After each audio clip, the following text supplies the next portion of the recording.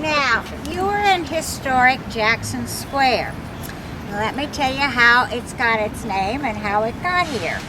You remember the story of the lady who, Don Alamoster's wife, took her daughter off to France. Her daughter, as soon as she was old enough, was married to a French nobleman. Her name was Pataba. And she had a quite long, rather unhappy marriage to her husband, not because of her husband, but because of her father-in-law. And I say this to all the women because they know how this is. The father-in-law wanted to control her money. She was a very wealthy woman. She was able to inherit directly from her father and her mother. She was the only child, and she was a brilliant woman. She's my heroine, by the way, so I really like her. But she was able to handle her money, make investments, do all kinds of wonderful things, but he couldn't stand it. He wanted to use her money, and they fought all the time. One day he came to her. He had a pistol with him, and in the middle of the argument, he pulled the pistol out, started waving it at her, and lo and behold, it goes off. Hits her in the chest. She falls down as if dead, and he's thinking, uh-oh, I really did it this time. He goes home, he gets another pistol, and he kills himself. But Madame Pataba, I told you she's my heroine. She doesn't die. Okay? She survives. She spends the rest of her life, she's got a bullet in her chest, and she's missing a few fingers on her hand. And but she recovers. Well, you can imagine the scandal in France. I mean, this was really a big scandal. I guess sort of like Lindsay Lohan in Hollywood or something. And she decides it would be well to get out of town for a while. And she's thinking it might be good to come back here to her hometown of New Orleans, where she still owns a great deal of property. And she comes back here. Now this is 1850s, all right? We've gone from the French, now we were Spanish, and then in 1803 we become part of the United States. She comes back here, this is 1850s, and she discovers what I've been telling you. The local people are all moving down this way, in the area which we now call the Marinade Tremé and so on. Whereas the newcomers are coming up this way, in what we call the American section. And I want to tell you that it's not just America, they were coming from everywhere. Because this is the first time you could be in this part of the world, you could own property, make money, and keep it. It didn't have to go back to king and country. So we were growing by leaps and bounds. In the 1850s, we were, I'll tell you, as big as New York City. We had that many people here.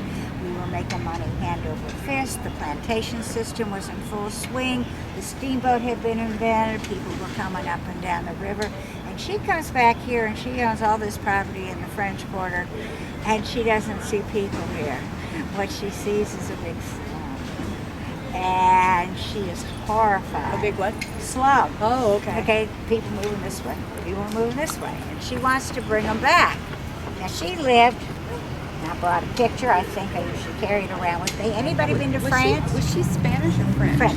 French. But she married, her mother married the Spaniard. Yes. Okay. Married the Spaniard. That was very common, you know. They married rich people to make themselves rich. A rich wife was really good. And you know, people died with great frequency, so there was a lot of remarrying that was going on. Now, have any of you been to France? Yes. Okay. Have you been to the Place de Vosges? I'll pass that around. The Place de Vosges is where she lives in France. She conceives of the idea of tearing down everything that you see here and rebuilding like the Place de Vosges. That's why I'm showing you the picture, okay? So, she said, the city says, it's your property. You do whatever you want. And so she does. She tears down everything that was around the square, and she rebuilds these buildings. And we can look at them more closely as we go out. They're twins on either side, okay? They're known as the Pataba Apartments after her, all right? And she built them just the way you see them here. The ground floor has nothing to do with the apartments. And these are apartments, and they're still in use today, all right? So, and I'll show you how you can get into the apartments. Can you see how similar it looks? It's incredible, right? I mean, she was really kind of a minor architect in her own to see that. Right. Hey, Julie, how are you? Anyway, so she conceives of this. They said, go for it. This is what she does. So she builds these on either side, and we'll look at them more closely. But at the same time, she says, I want to get a reason for them to come back. If you look at the Place de Vosges, it's a beautiful garden. This had just been an empty square. This is where the soldiers marched, where they had public hangings. You know, it was an empty space. There was nothing here. And she said, no, it should be bring people in. And so at her own expense, she laid out all this groundwork.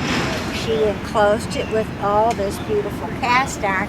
By the way, she's one of the first people to use cast iron. Up until then, they were using wrought iron. Wrought iron is done by hand.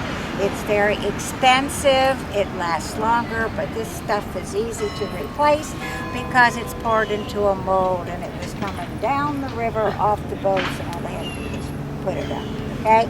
So she's using cast iron. She wants to name the square. Who is more important in New Orleans at this period of time but Andrew Jackson, the hero of the Battle of New Orleans? You all know about the Battle of New Orleans. I don't have to go through that, right? No, you're all looking blank. You don't know about the Battle of New Orleans? Tell us. Okay. Well, this is to refresh your memory. Okay, back to War of 1812. That's what this is. And this is when the British decides to attack the United States. They can't conceive that we are an independent country. And they attack Washington, D.C. They burn the White House. Remember the stories of Dolly Madison carrying the pictures out of the White House to save the pictures of the president. Well, they also wanted to come down here. What was the most important thing about New Orleans? And it still is. We're a port. And we enter into the Gulf. Okay? And they wanted this. They needed that port. And it never occurred to them that we didn't want to be a colony anymore. And so they came down to this area. They contacted the pirate, Jean Lafitte. Have you heard of Jean Lafitte? Mm-hmm. All right. Jean Lafitte was a big pirate in this area. He was stationed basic garden district. You're going to see the same patterns. But nobody else is using hers. Now, they're used today just like she anticipated. The ground floor was always meant to be shops. This is very continental. Has nothing to do with the apartments that are above. These are still lived in. If you look at them, you can see we call this the ground floor, first floor, second floor, third floor. It doesn't look like it, but it is a full third floor. All right? And they were built just like you see them. They're used just like that today. You rent them. You can't own them since they belong to the city and the state.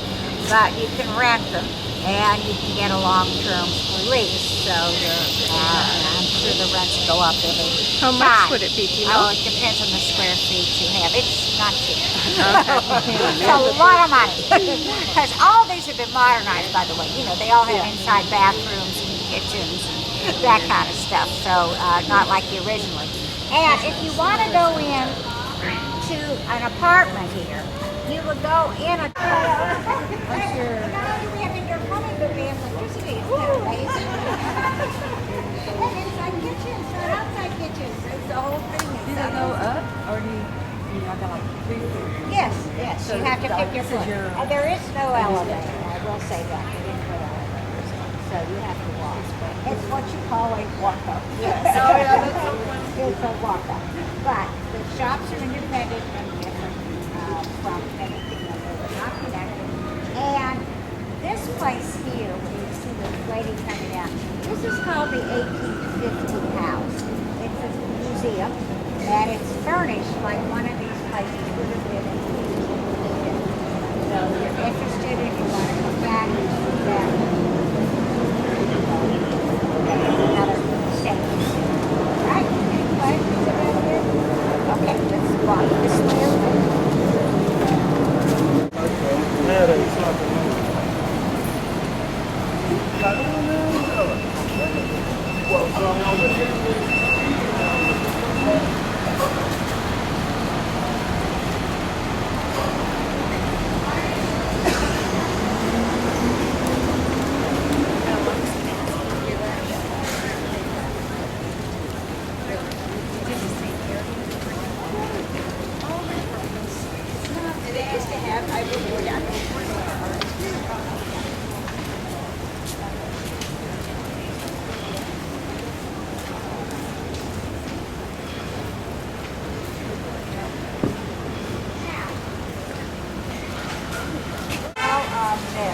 In the square and building it.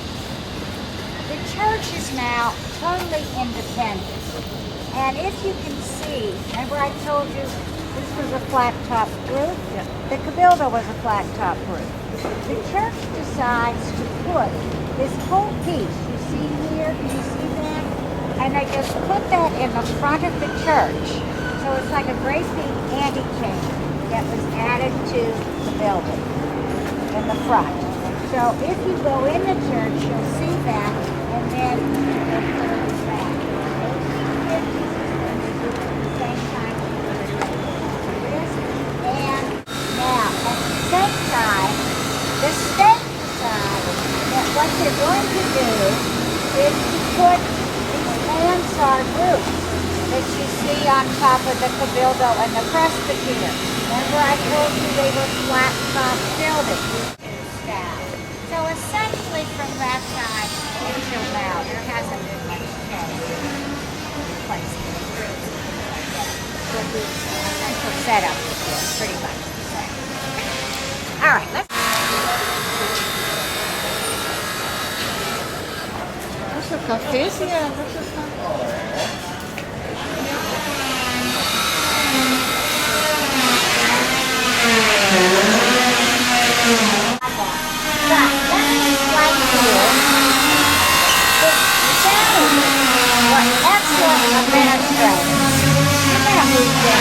Okay, that's hard to talk over. Let's go down this way.